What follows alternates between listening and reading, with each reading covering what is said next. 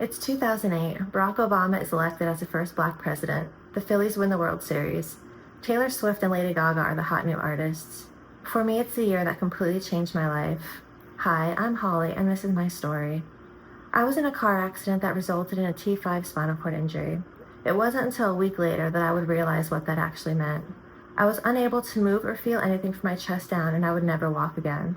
I would have to depend on a wheelchair to get around. My life as I knew it had drastically changed.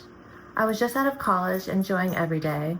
I was playing in 2 volleyball leagues, working out at the gym daily, spending time with friends. I had my first full-time job, and I was looking forward to all the positive opportunities life had to offer. The last thing on my mind was that something terrible could happen to me. I was 24 years old, and I didn't know anyone around my age that needed to be assisted by a wheelchair. The rehabilitation hospital prepared my family for what my new life as a wheelchair user would look like, the best they could. There was definitely a learning curve and a lot of struggles. The first few years adapting to this new life was really difficult and very discouraging. It's astonishing how many places aren't wheelchair accessible.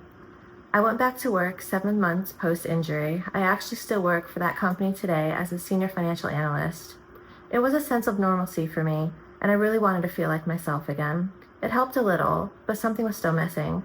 I was so athletic before, and now all I was doing for fun was playing video games, which definitely did help, I'm not gonna lie, but I still needed something more. A friend of mine had talked me into trying CrossFit, and that was just the push I needed. That was 12 years ago, and I still work out with many of those same people today. None of them cared that I had to use a wheelchair to get around, or that I had to make adaptations to the workout. They were super excited to see what I could do and how far I'd push myself. They really helped me feel like me again. I wondered what else I could do despite the chair, and that was when I decided I wanted to play tennis. I went out and bought a sports chair and a racket before I even knew how to play. I had found my post-injury passion. I had never played tennis able-bodied, so I couldn't compare it to what I used to be able to do, which was perfect for me. I also became involved with local nonprofit, Individual Abilities in Motion, whose mission is to help those with mobility impairments get out and stay active, which was exactly what I wanted to do.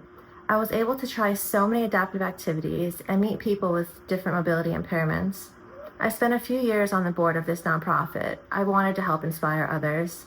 I wanted to let everyone know that despite a disability, one can still make the most of life and find a new passion. It's all about perspective.